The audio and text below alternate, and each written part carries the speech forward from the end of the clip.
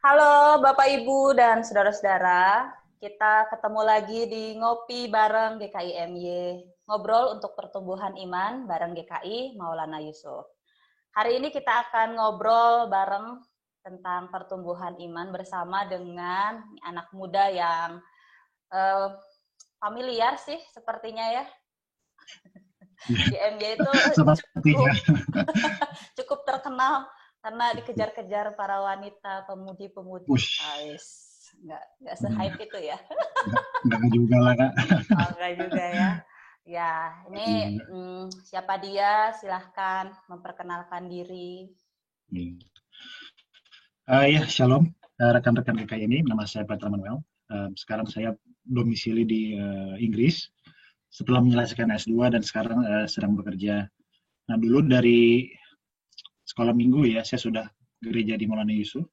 Dulu kan masih di bawah Reksa ya, kayak sempat. Mm, Jadi saya kelas 3 4 SD pindah dari gereja baptis. Waktu itu juga di Wastu Kencana soal itu tempatnya. mm, Tapi karena papi mami memang sudah atestasi ke GKI, jadi saya ya sekolah minggunya di MY. mm, Nah dari sana saya ya bertumbuh banyak lah di GKI MY gitu ya, bisa dibilang rumah kedua gitu. mm, Kemudian saya melayani di komisi remaja, komisi pemuda, eh, melayani sebagai ketua waktu itu, ketua komisi hampir sekitar 4 tahun lah, waktu mm, saya kuliah di ITB. Nah setelah lulus dari S1 baru saya ya pindah ke Jakarta. Nah, tapi waktu saya pindah ke Jakarta pun apa namanya banyak event yang coba saya involve ke MY gitu. Salah satunya di program leadership untuk ya bantu-bantulah gitu, bantu-bantu sharing gitu mm, di event ini. Nah, habis itu setelah kerja sekitar 6 tahun baru saya ambil S2 di Oxford waktu itu karena merasa memang perlu personal development lebih, bukan hanya bekerja waktu itu mikirnya. Dan ya syukur alhamdulillah sekarang dapat dapat pekerjaan walaupun pekerjaannya masih masih project base gitu, tapi ya udah minimal dapat pengalaman di Inggris di sini gitu Pak. mm. Kira-kira seperti itulah backgroundnya.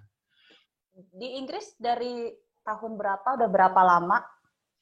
Sebenarnya bisa bisa dibilang baru, jadi 2019 Oktober lah itu kan mulai mulai master yang di Oxford gitu, Mm, kemudian 1 tahun 2020 September kemarin lulus. Nah langsung memang ada perusahaan di Banduri, ini kotanya dekat-dekat sama Oxford ya. Jadi dia perusahaan manufacturing. Nah dia mau ekspansi, dia mau deploy ada sebuah sistem energi baru untuk mempower perusahaan itu. Dan saya di hire sebagai expert consultant lah. Karena memang yang saya pelajari kan sistem energi ya mm, untuk S2 saya, sehingga memang cocok mereka mereka lihat. Nah, mm. saya ya di hire sementara untuk 6 bulan sampai Maret 2021. Jadi ya Mm. akan minimal 1,5 tahun lah Di di situ sini ya. gitu ya. Baru nanti kita lihat ke depannya gitu ya. Mm. Tapi kan sebelumnya Ya, kira-kira. sebelumnya sempat juga kerja di luar ya sebelum studi S2. Iya Oh nggak? iya, jadi waktu waktu saya kan awalnya di perusahaan oil and gas ya, apa namanya? Waktu itu memang harga minyak kan lagi cukup tinggi gitu. Mm, Jadi banyak banyak temporary assignment, memang memang nggak mm, permanen, tapi ya beberapa kali adalah ya, pengalaman ke Rusia, pengalaman ke Middle East gitu, karena memang proyek pengeborannya lagi ada di sana. mm, Dan itu cukup cukup cukup membantu dalam hal adaptasi ya, terutama ketika saya nyampe ke Inggris ini gitu. Jadi terutama kan weathernya di sini kan ya tidak bersahabat lah dengan orang Asia gitu kan, kayak mm. winter seperti ini. Waktu saya nyampe di Oxford pertama, eh, kadang tenggorokan gitu kan, kadang-kadang tiba-tiba panas malam-malam nggak bisa tidur. Nah itu ya salah satu kesulitan lah, ketika datang ke Eropa ya, terutama gitu. Dan juga masalah makanan aja sih, karena makanannya kan bisa dibilang Hmm. ya kurang kurang berasa dan kurang banyak variasi lah. Jauh lebih Hmm. enak Indonesia kalau makanan. Nggak ada micin mungkin ya di sana Jadi ya. memang ya, ini iya jarang-jarang orang-orang di sini lebih suka yang plain-plain aja gitu kan. Jadi asin enggak, manis juga enggak terlalu gitu. Jadi Hmm. ya buat kalau buat mereka istilahnya too strong lah taste-nya gitu, kalau misalnya udah ada sedikit-sedikit spices seperti itu gitu. Oke. Walaupun memang kalau di Oxford kan sebenarnya cukup cukup internasional ya, apa namanya, si kulturnya banyak international student. Jadi memang banyak banyak restoran internasional juga gitu. Tapi ya rasanya beda lah. Restoran Hmm. internasional yang bukan asli gitu kan. Jadi ya Tapi ya tetap bersyukur lah dalam arti fasilitas masih cukup lengkap lah di Oxford, dan juga sekarang kan kotanya lebih kecil sebenarnya ketika saya pindah kerja ini. Tapi ya masih cukup lengkap dan masih bisa ada adaptasi lah saya gitu. Nah, Pet, boleh gak sih cerita pengalaman gitu ya, perasaan tinggal di sana, bekerja, kuliah, lalu apa sih yang paling berkesan selama menjalani kehidupan di sana? Oke. Nah, sebenarnya waktu datang ke Oxford ini kan prosesnya cukup panjang nih, kayak dalam arti saya bergumul dulu dalam doa gitu. Kira-kira ini memang apa namanya yang Tuhan mau atau enggak, karena waktu itu sebenarnya karir saya di Indonesia udah lumayan jauh gitu. Jadi ketika mau keluar pun saya mikir 2 kali gitu kan, apakah mau meninggalkan karir yang di sini gitu dan mencoba karir di luar atau seperti apa. Tapi ya di situ Tuhan berikan jalan, memang saya harus ambil S2 ini gitu. Dan waktu nyampe di sini sebenarnya ada sedikit apa namanya persepsi lah, bahwa orang bilang wah ini bisa ada diskriminasi segala macam gitu di Eropa gitu kan. Ada beberapa teman di Jerman sih, memang bukan di Inggris, tapi ya mungkin hampir sama lah gitu, mungkin tantangan yang akan dihadapi. Nah, tapi nyampe di Oxford sendiri nggak kerasa sih gitu, nggak kerasa, atau minimal orang-orang itu merepress atau menekan perbedaan itu gitu. Jadi mereka nggak sengaja menonjolkan perbedaan itu. Jadi terutama di kelas saya yang berisi 25 orang ya cukup friendly lah, bisa dibilang. Jadi itu membantu saya dalam hal belajar, jadi nyaman, kemudian bergaul di luar kelas pun di komunitas gitu kan banyak banget event-event kalau di Oxford ya. Nah itu juga jadi juga gitu Kak. Jadi banyaknya orang Inggris dan orang Eropa, sama sekali nggak ada orang Asia gitu. Jadi saya ngelihat orang Chinese atau orang India yang biasanya pabalatak di mana-mana itu di sini nggak ada gitu. Orang Chinese itu cuman yang jualan Chinese apa namanya Chinese food doang gitu, cuma 2-3 orang yang saya kenal, sisanya orang kulit putih semua. Jadi di sini cukup apa ya, cukup bisa bilang pure British gitu di sini, tapi orang-orangnya friendly gitu, tanpa apa namanya tanpa melihat perbedaan kulit ya kita bisa bekerja bareng so far gitu. Dan apa namanya manajer high level yang saya bekerja dengan di perusahaan ini sangat-sangat suportif gitu. Nah itu sih pengalamannya. Nah waktu S2 juga salah satu pengalaman khusus yang saya alami adalah masalah writing ya. Waktu itu di situ kan Oxford kan sangat kental dengan masalah menulis secara akademik. Nah saya yang udah lama nggak menulis seperti itu, karena kan saya udah bekerja 6 tahun, jadi lingkungannya lebih lingkungan profesional gitu Kak. Jadi academic writing itu nggak terlalu dipakai kalau di lingkungan profesional. Nah di situ saya harus ada adaptasi lebih banyak. Tapi ya dengan penyertaan Tuhan akhirnya saya bisa lulus dengan nilai yang sangat baik gitu. Jadi ya seperti itulah kira-kira pengalamannya belajar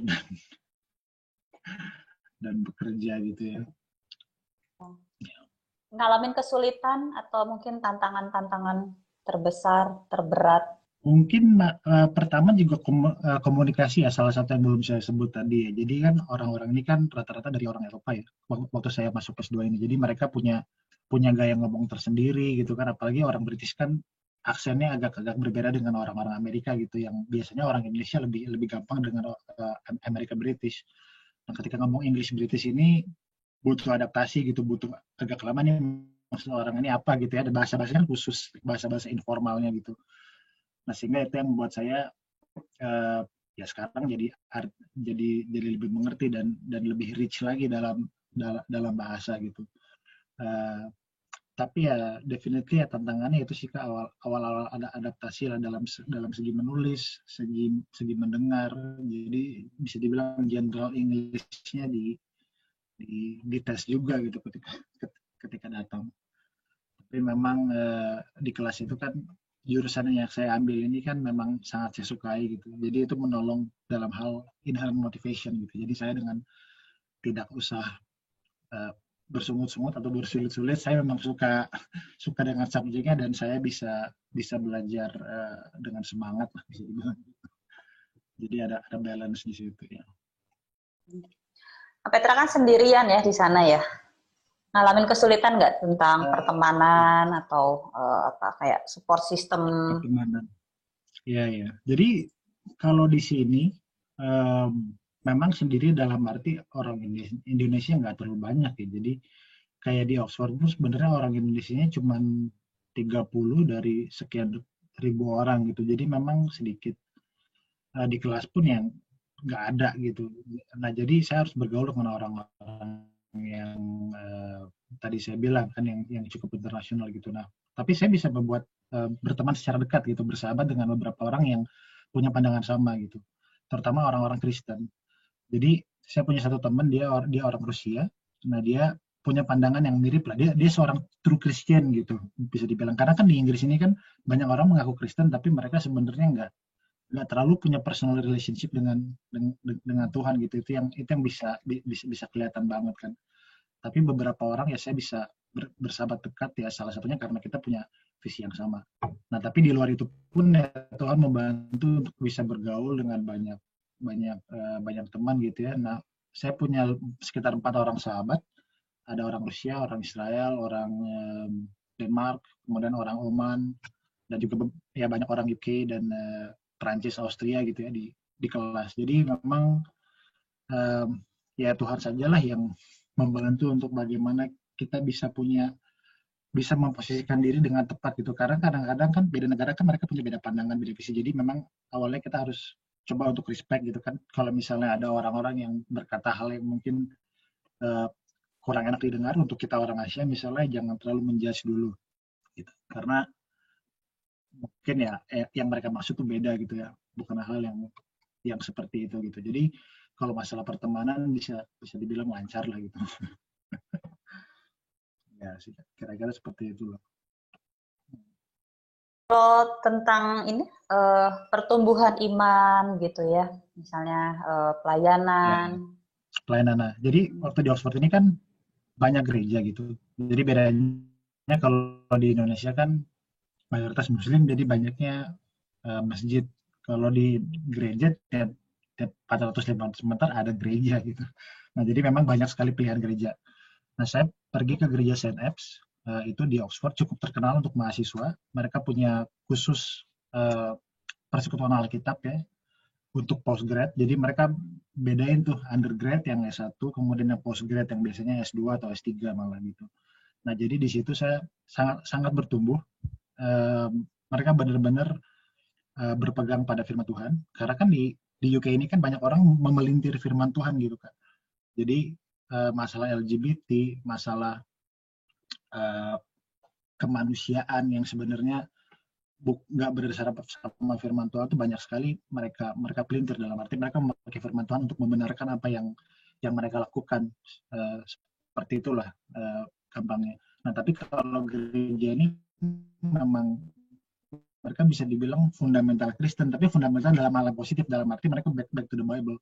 Kalau misalnya orang itu harus menikah antara laki-laki dan perempuan, ya, itu yang memang mereka kedepankan gitu. Jadi uh, baguslah gereja ini gitu ya. Nah kemudian saya sekitar setahun lah involve dalam bantu-bantu secara umum gitulah di persekutuan untuk provide logistik segala macam.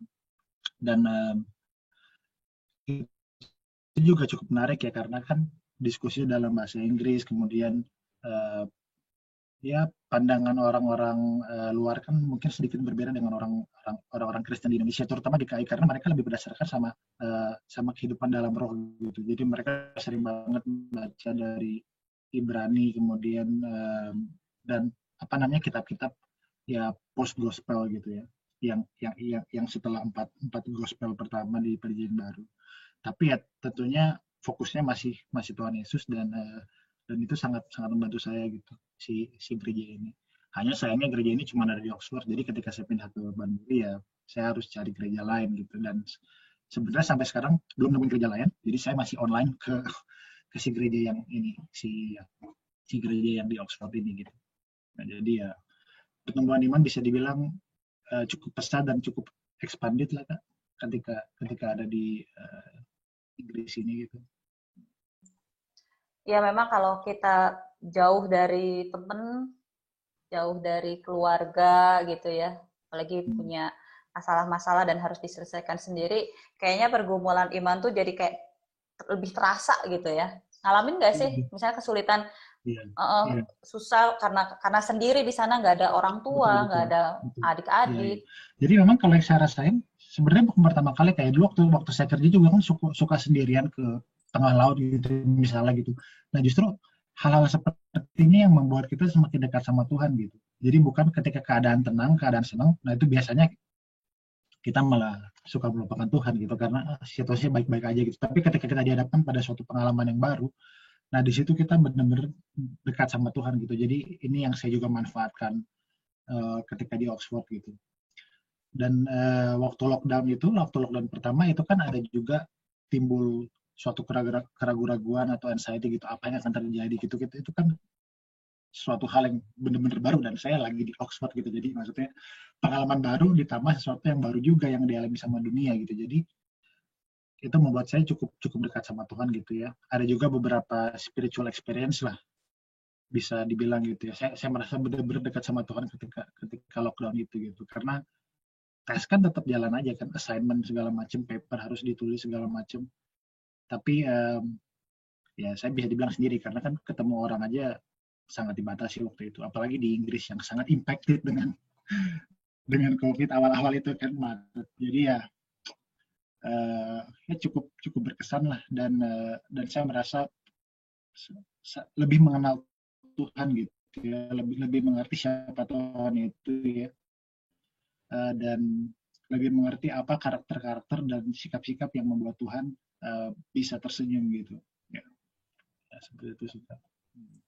Ya tentu dengan dua situasi yang berbeda, kita punya pengalaman iman juga berbeda. Maksudnya berbeda itu dulu kan beberapa tahun yang lalu dalam kondisi tidak pandemi dan sekarang kondisinya pandemi. Juga kan ke depan ini kan Inggris juga mau lockdown ya, persiapan ya. Christmas ya, lockdown kedua. Ya. Dari pengalaman itu apa sih yang Petra dapatkan gitu ya? Pelajaran apa sih yang boleh dibilang sebagai refleksi perjalanan di dalam kehidupan Petra sampai sekarang yang bisa dibagikan buat kita? Oke. Ya, jadi salah satu ayat yang saya ingat itu dari, kalau nggak salah 2 Timotius 1 ayat 6 sampai 7 gitu. Atau 1 Timotius 1 ayat 6 sampai 7, tapi intinya kita harus mengobarkan iman kita di dalam Tuhan. Karena kadang-kadang kalau misalnya kita menghadapi masalah yang bertubi-tubi, kita kan bisa dingin hati gitu Kak. Semangat kita bisa hilang dalam bekerja, dalam belajar. Kalau itu bertubi-tubi gitu ya. Tapi ya apa firman Tuhan bilang, kobarkanlah semangat itu di dalam Tuhan, karena di mana ada roh Tuhan, di situ ada kekuatan, kasih dan ketertiban gitu.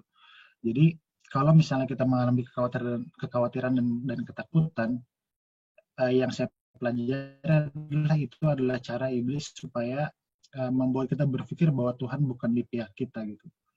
Nah, tapi ketika kita mengingat lagi apa yang Tuhan bilang, apa yang Roh itu sudah bilang di dalam hati kita gitu ya, kasih kekuatan, kasih dan ketertiban, itu membuat kita untuk bisa terus bekerja dengan konsisten. Itu membuat kita untuk bisa persevere di dalam keadaan yang bisa dibilang sangat tidak menentu gitu. Kita kan ragu-ragu lah ya dengan situasi seperti ini.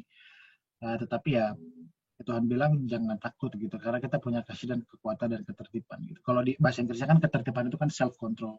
Jadi kita tidak terpengaruh dengan apa yang kita lihat atau apa yang kita pikirkan, tapi lebih kepada kebijaksanaan apa yang Roh Kudus itu kasih dalam hati kita gitu.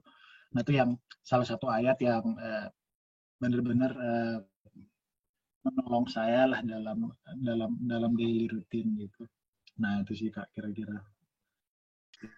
Iya, luar biasa ya. Ternyata Petra berkembangnya luar biasa nih. Karena aku tuh ingat kamu ke waktu remaja pemuda tuh nggak terlalu banyak bisa mengungkapkan ini ya, isi hati. Ini sekarang Gitu. Iya, kayaknya kamu tuh lebih pendiam gitu waktu masih muda. Ya, sekarang juga masih muda sih.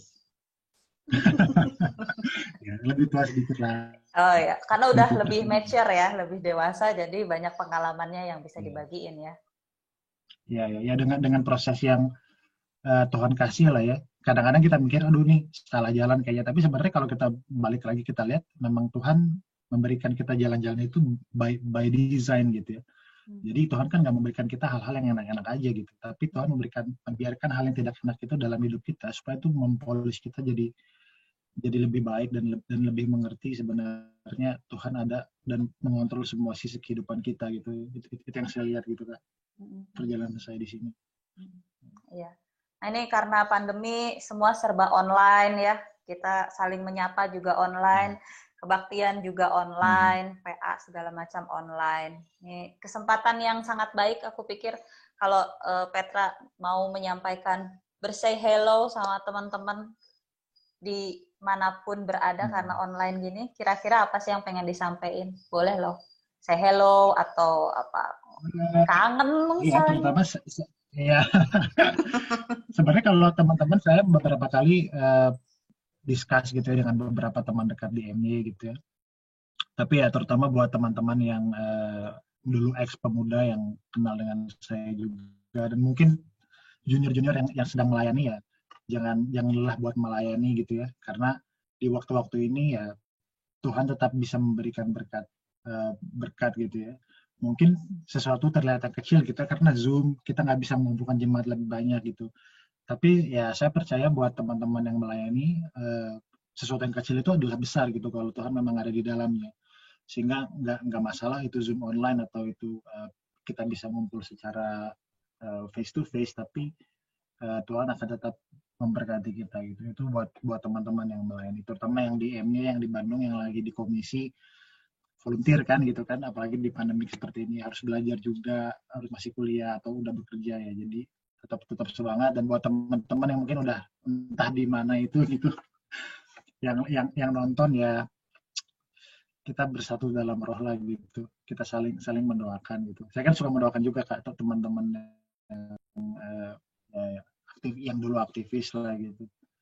Jadi ya tetap semangat dan Nah, Petra, ya. perjalanan atau hidup tinggal di negeri orang itu kan pasti ada hal-hal yang membuat kita harus beradaptasi karena berbeda ya.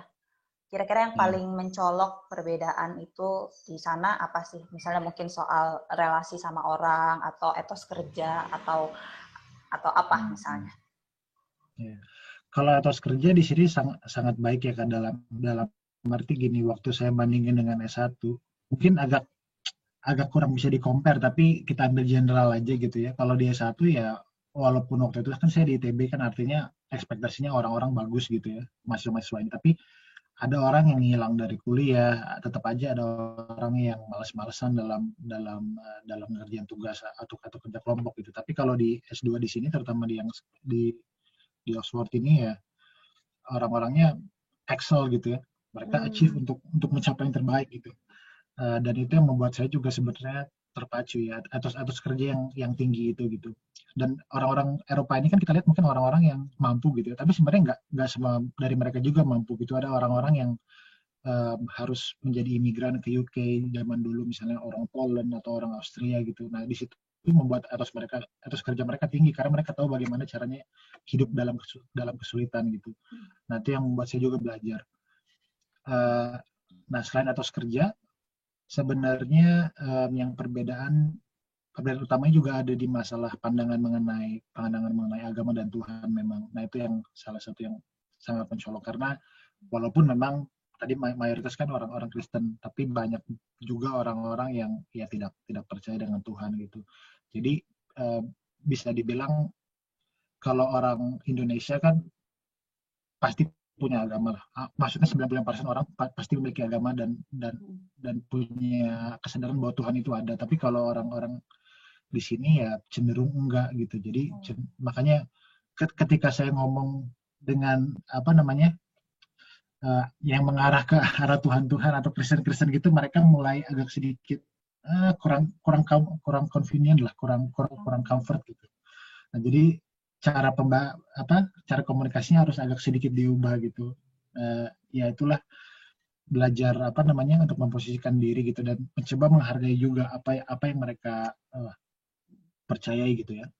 Nah, seperti itulah kira-kira yang tantangan yang cukup sulitnya. Dan kemudian yang ketiga mungkin dari segi living ya, living style gitu. Kalau di Indonesia kita kan gampang banget beli sana sini gitu kan. Kalau di sini orang-orang sebenarnya jauh lebih berhemat gitu. Kalau misalnya mereka memang bisa masak, mereka akan masak. Jadi orang-orang di sini pandai masak semua gitu. Kalau di Indonesia kan kayak saya gitu, saya jarang banget masak.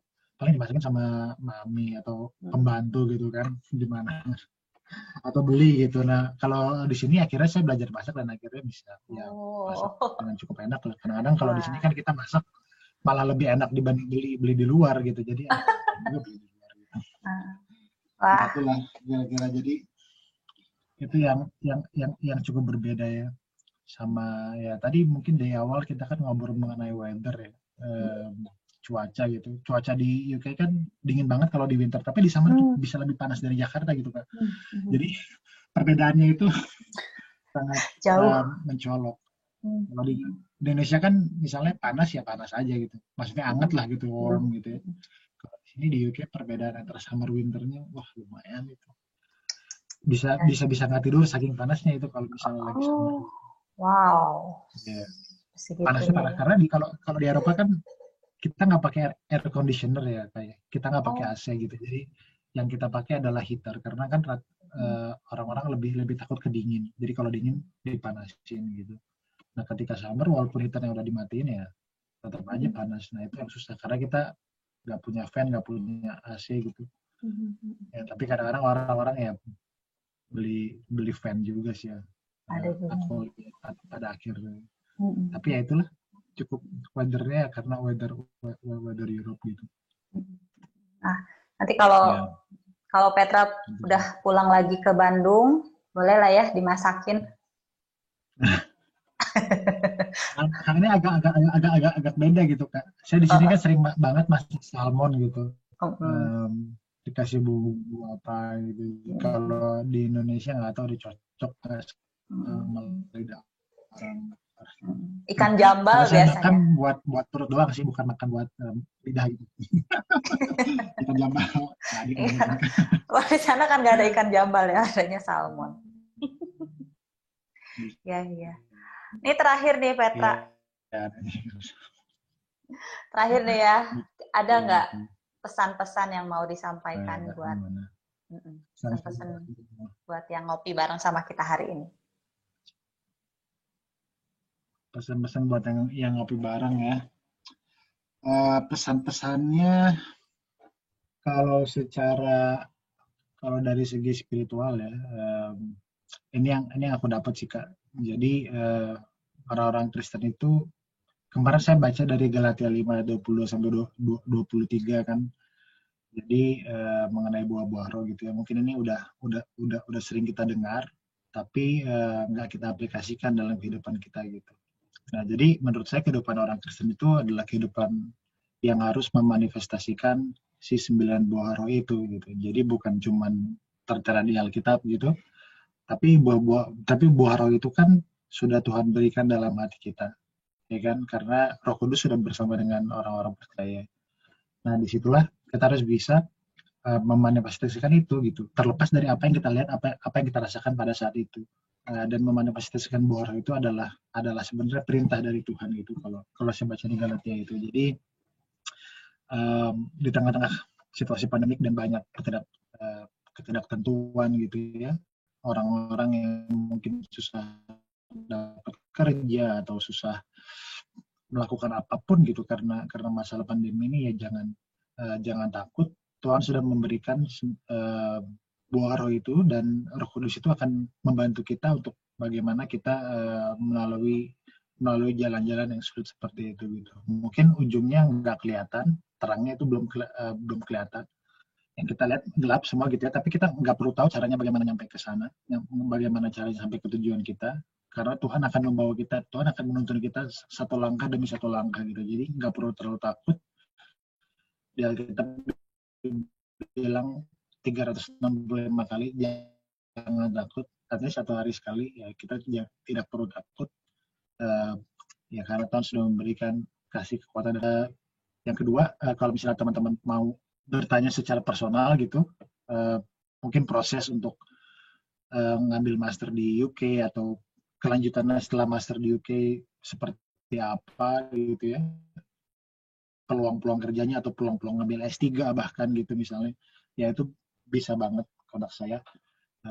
Ya Kak Esther juga mungkin ada apa namanya IG saya kan atau email saya gitu, nanti bisa di share ke teman-teman yang mungkin mau informasi lebih lebih lanjut gitu.